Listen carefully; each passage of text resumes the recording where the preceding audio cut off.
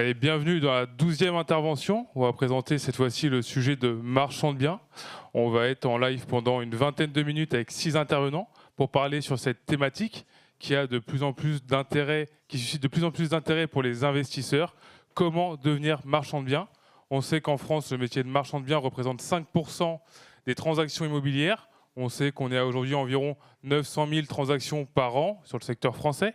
Et donc, on va intervenir aujourd'hui. Nos intervenants vont vous partager avec leur stratégie pour réussir dans cette activité qui suscite beaucoup d'intérêt, beaucoup de questions, des défis, qu'ils soient fiscaux, légaux ou stratégiques. Et on va voir avec eux tout de suite quelles sont les différentes possibilités à établir dans ce métier si passionnant. Alors, on va retrouver 6 intervenants, donc 3 sur le plateau et 3 en live. En live, on va voir Charles Lenoble, Caroline Artaud et Eric Wess. Est-ce que vous nous entendez bien, messieurs? Moi, parfaitement. Très bien. Super, parfait.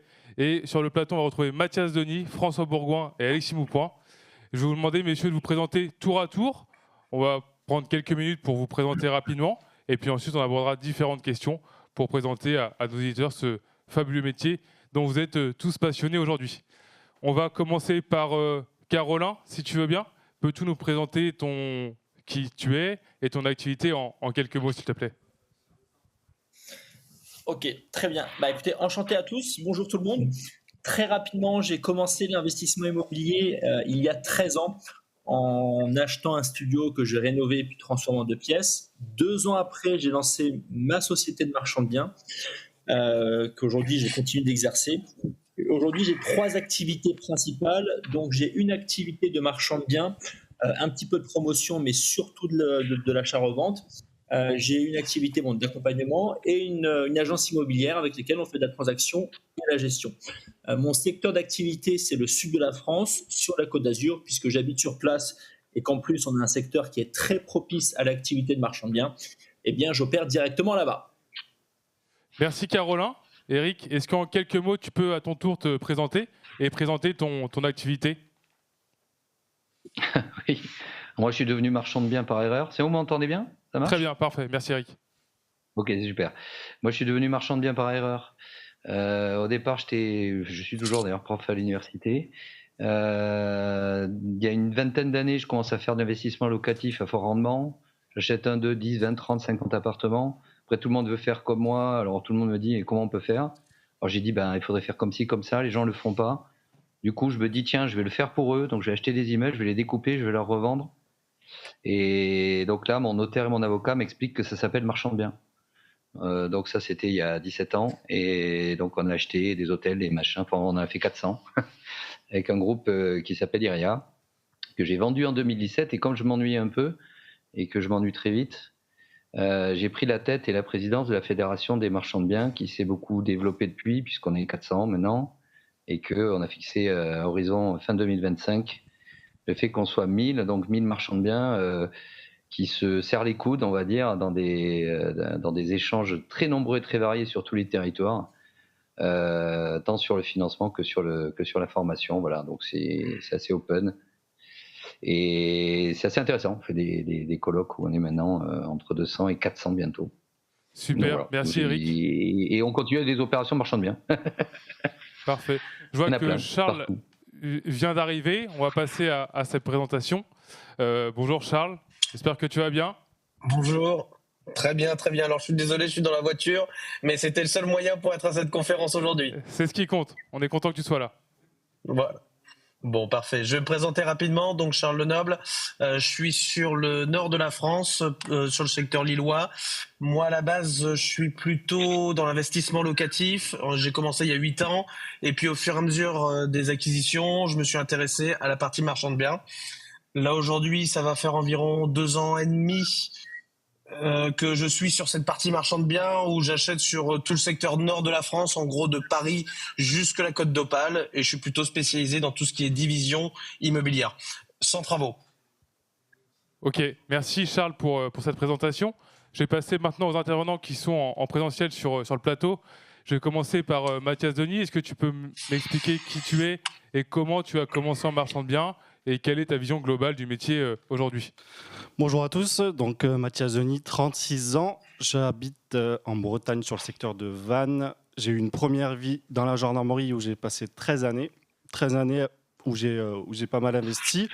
Ces investissements m'ont permis de démissionner de la gendarmerie donc en 2023. Et depuis 2023, je me suis lancé dans le marchand de biens, donc en créant une première société avec une associée, une deuxième société où j'ai créé une foncière de marchand de biens avec une communauté de gendarmes. Et là, on est en train de monter une troisième société de marchandage de biens au niveau national pour faire de la division immobilière et se positionner sur des projets à plus grande ampleur parce qu'on a constaté qu'au-dessus de 500 000 euros, il y avait un manque et des projets qui restaient sur le marché. Donc on va se positionner là-dessus, diviser des biens et revendre des petits projets à la découpe pour des investisseurs. Magnifique, que des beaux projets. Autour de François Bourgoin, connu et reconnu. Je te laisse faire ta présentation. François Bourgoin, donc moi j'ai commencé par une formation agricole qui n'a rien à voir. Et puis après j'ai fait différents types de boulots. Et après chef de service sécurité dans les immeubles de grande hauteur. En parallèle, j'étais investisseur. Et effectivement, je ne suis pas allé directement dans le marchand de biens puisque j'ai repris une agence immobilière. J'en ai ouvert 4 autres. Et après, en parallèle, j'ai créé le marchand de biens. Et maintenant, ça fait 18 ans que je fais du marchand de biens, un peu plus de 200 acquisitions. Principalement sur l'Île-de-France, et après je vais région Nord, Normandie, région Centre, je vais un petit peu où on m'appelle, je joins l'utile à l'agréable. Parfait, merci François. On va maintenant passer à Alexis qui nous vient d'Angers. Est-ce que tu peux nous présenter en quelques mots ton parcours, malgré qu'on l'ait déjà vu dans les précédentes interventions, mais ta vision aujourd'hui du métier de marchand de biens et comment toi tu le vois? Bonjour à tous. Donc, pour refaire un petit récapitulatif, donc, ancien gendarme, ancien artisan, papa d'une petite fille récemment. Aujourd'hui, je développe l'activité de marchand de biens avec ma compagne et avec Fabien également, mon associé. On développe sur le secteur d'Angers. En termes de typologie d'opération, on va plus se situer sur de l'immeuble en monopropriété qu'on va venir mettre en copropriété et faire des ventes à la découpe. C'est aujourd'hui la typologie qu'on favorise sur notre secteur. Donc voilà, beaucoup de possibilités. Il y a énormément de sujets sur le marchand de biens. Il y a 1001 façons d'investir et de le faire. Et donc, je pense qu'il y a beaucoup à apprendre également sur ce métier. Parfait. Merci Alexis, merci messieurs pour ces présentations. On va pouvoir passer maintenant aux questions sur cette thématique. Comment devenir marchand de biens? On sait que le marché immobilier offre de plus en plus d'opportunités aux marchands de biens, notamment à tout ce qui va être sujet de la rénovation énergétique. Moi, j'aimerais poser une question à Eric en premier. Tu es président de la Fédération des marchands de biens. Est-ce que selon toi, il y a un type d'opération qui est recherché davantage par les marchands de biens en France? Alors, par les marchands de biens ou par les néo-marchands de biens? Parce que ce n'est pas tout à fait la même chose. On va parler pour les débutants, tu veux dire, ou les gens plus avertis? On va parler pour les débutants dans un premier temps, et puis ensuite, tu nous expliqueras sur les gens les plus avertis quel est ce changement de typologie. Je vais faire les deux. OK. Basiquement, les débutants, ils cherchent l'introuvable. C'est-à-dire qu'ils cherchent, tout à l'heure, je ne sais plus qui disait, les opérations moins de 500 000. C'est très sympa, mais il faut imaginer que tu es en concurrence avec tous les investisseurs de France et de Navarre. Pas évident de faire de la marge dessus. Et les marchands de biens un peu plus avertis, en réalité, ils cherchent des opérations un tout petit peu plus grosses, souvent. Alors, ça dépend des zones, évidemment, mais enfin bon, des choses où, en réalité, il y a des anomalies de marché assez flagrantes. Disons, la bonne affaire, c'est souvent celle où tu te dis le particulier lambda, il n'ira pas, quoi. Et c'est là qu'il faut aller, en réalité. Ok. Après, je pense qu'on peut voir, selon les secteurs et les profils, qu'on a différentes typologies d'opérations. Je sais qu'entre François et Caroline, les typologies d'opérations vont être différentes parce qu'ils vont opérer sur des secteurs différents. Est-ce que toi, Caroline, tu peux nous expliquer ta stratégie en tant que marchand de biens sur le secteur de la Côte d'Azur où tu opères? Alors, nous, sur la côte, je trouve que le marché, personnellement, il est assez simple. C'est quand même difficile de se prendre une banane quand tu fais du marchand sur la côte, pour plusieurs raisons. La première raison est que, en général, pour ma part, je vais viser une clientèle qui va acheter pour de la résidence secondaire. C'est-à-dire que mes clients sont des clients qui sont quand même fortunés, qui n'ont pas besoin d'avoir de financement, ou alors que les taux prennent 2 ou 3%, ça leur change strictement rien à leur vie, ou alors c'est des étrangers, et encore une fois, ils ne sont pas impactés par on va dire le ralentissement que peut avoir le marché immobilier ou les taux d'intérêt. Donc ça, c'est la première chose, c'est que ma clientèle, mon avatar client, on va dire que c'est une personne qui est quand même assez fortunés. Deuxièmement, ces personnes-là, qu'est-ce qu'elles veulent? Elles veulent du clé en main. Donc, nous, ce qu'on va rechercher, c'est de l'appartement à rénover. On ne va pas forcément rechercher de la marge à l'achat. C'est-à-dire qu'on va acheter un bien qu'on peut encore aujourd'hui sourcer assez facilement. Quand je dis sourcer assez facilement, on peut le trouver encore sur le Bon Coin, même si bien évidemment il y a plein d'autres solutions, mais ça se trouve encore assez facilement en agence, etc. Par contre, on va vraiment faire notre marge sur la revente, c'est-à-dire qu'on va valoriser le bien du mieux qui soit possible, donc c'est-à-dire qu'on va faire des très beaux travaux, du beau mobilier, etc. On va forcément faire du beau, mais essayer d'économiser au maximum. Et derrière, l'avantage, c'est qu'on n'est pas plafonné sur les prix de sortie. C'est-à-dire que je prends la dernière opération que j'ai fait, j'ai acheté à 10 le mètre et j'ai revendu à 18,5 parce que j'ai fait quelque chose qui était joli, je l'ai meublé, je l'ai décoré, alors qu'à la base, à l'achat, je n'ai pas forcément fait une bonne affaire. Donc nous, la stratégie, ça va être, en tout cas pour ma part, ça va être de viser cette clientèle-là et de vraiment proposer des biens clés en main, très bien, et derrière, on revend assez facilement à partir du moment où on remplit toutes les cases des besoins de ces personnes-là. Ok, Caroline. Donc, si je résume ce que tu viens de nous dire, tu établis une valorisation de biens par la rénovation parce que tu as une stratégie qui est développée sur un secteur où le prix au mètre carré est totalement déplafonné. Donc, c'est pour ça que cette stratégie-là marche sur ton secteur. Exactement. Ok. Merci, Caroline. Maintenant, je voudrais m'adresser à François pour connaître un peu ta stratégie sur ton secteur. Et je pense qu'on pourra également faire intervenir Charles, qui est ton associé sur la partie nord, Paris et la France entière, il me semble. En fait, moi, je fais l'inverse de Caroline. Je ne fais pas de travaux. Je vais où il y a moins de monde. Et effectivement, moi, je gagne sur la division de bâti, division de terrain, sans faire de travaux. Donc, le but, c'est de diviser, de faire le moins de travaux possible. Et moi, ma clientèle, c'est plus les primo-accédants et les investisseurs, puisque je vends brut. Donc, l'avantage pour l'investisseur, c'est qu'il peut faire réaliser les travaux et les déduire fiscalement. Donc, voilà, moi, ma stratégie. Et donc, c'est surtout dans les villes, les campagnes. Sur l'Île-de-France, j'ai acheté sur Clamart, sur Versailles. Paris, je n'ai pas trop cherché, il y a trop de monde. Moi, je vais où il n'y a pas trop de monde, où c'est calme. Donc, voilà un petit peu ma stratégie. Ok, merci François. Est-ce que Charles, tu as quelques mots pour compléter ce que vient de nous dire François ? Je confirme un petit peu ce que dit François. C'est vrai que dans le Nord, on aura peut-être un peu plus de problématiques. Quand on regarde par rapport à Caroline, je vais faire assez... Nous, dans le Nord, quand on fait le mètre carré à 2000, le mètre carré à 5 le mètre carré, on est incapable de faire des grosses rénovations comme celle-ci. Donc, nous, on est vraiment une typologie de biens. On va acheter en gros et on va revendre un marchand de biens, un marchand de fruits et légumes qui revend au kilo. On fait la même chose avec des biens immobiliers et sans travaux. Avec quelques zéros en plus. On essaye. Je vais m'adresser à... Merci Charles. Je vais m'adresser à Eric pour la prochaine question. Eric, président de la Fédération des marchands de biens. Toi qui es au contact d'une multitude de marchands de biens, est-ce qu'il y a des secteurs géographiques à privilégier ? Comment, en tant que néo-marchand de biens, on doit choisir son secteur géographique ? On doit opérer dans la France entière ? Ou pour des raisons techniques, est-ce qu'on doit opérer autour de chez soi ? Quel est ton avis là-dessus ? Alors, mon avis, moi j'ai des opérations un peu partout. Alors, je suis un mauvais exemple, mais parce que je m'associe beaucoup. Mais c'est un choix personnel de ne plus être en première ligne dans la chasse. J'ai le luxe maintenant de pouvoir le faire, donc je le fais. Par contre, effectivement, quand on débute, 1 heure autour de chez soi, c'est quand même pas mal. Maîtriser un minimum le marché. Ça, c'est un premier point. Après, est-ce qu'il y a des secteurs plus porteurs que d'autres ? Pour moi, la réponse est non. Par contre, il y a des typologies par secteur. Ce que disait Caroline, par exemple, c'est applicable sur des biens. Il parlait de biens à 10 000 € du mètre carré à l'entrée de stock. Quand on compare effectivement avec le Nord à 2 000 € ou avec... là, je viens d'acheter un immeuble à Saint-Étienne cette semaine où on achète à 600 € le mètre. C'est sûr qu'on n'est pas du tout sur la même typologie d'opération. Donc en réalité, ce n'est pas tellement un problème de géographie ou de type de marché, mais bien de type d'opération correspondant à des types de marché. Exactement. Et ce qui est fou dans ce métier, on a l'impression de faire le même métier, mais quand on écoute François parler, toi ou Caroline, c'est un métier plus ou moins différent, mais sur des secteurs différents, et qui crée du coup des différences de stratégie totalement différentes. Je vais m'adresser à Alexis pour la prochaine question. Comment on peut anticiper les tendances du marché immobilier ? comment on peut réaliser en quelques mots une étude viable avant de se lancer sur un projet?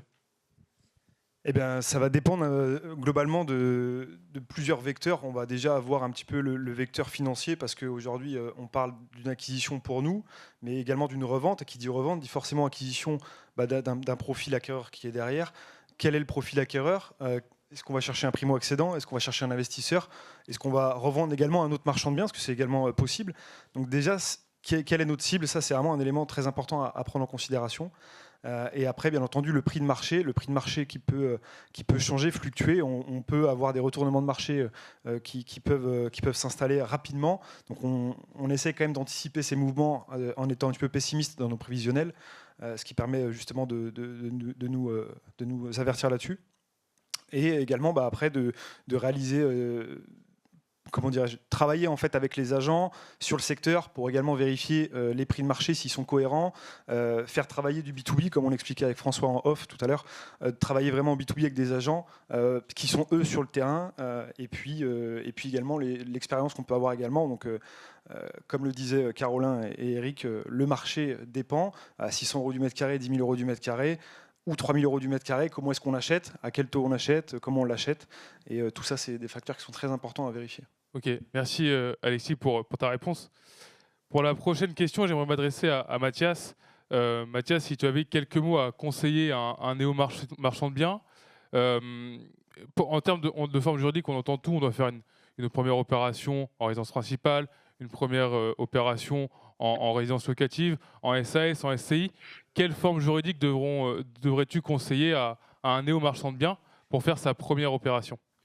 Moi, pour reprendre mon exemple concrètement, moi j'ai commencé par du nom propre. Donc sur mon premier immeuble locatif, j'ai revendu 4 ans après et j'ai dégagé une plus-value de 150 000 €. Donc c'est là où j'ai compris la puissance de l'achat-revente, même si ce n'était pas le but initial. Après, pour la structure juridique, je partirais sur une SS forcément pour plein de raisons. Mais peut-être s'exercer en nom propre dans un premier temps peut être un bon exercice. Ok, parfait. Merci Mathias. Il y a une question qui est récurrente aussi sur l'activité de marchand de biens. Et au-delà de l'aspect financier, il y a un vecteur qui joue encore plus contre nous, c'est le temps. Et je pense que pour réussir une bonne opération de marchand de biens, avant tout, ce qu'il faut faire, c'est maîtriser son temps d'opération.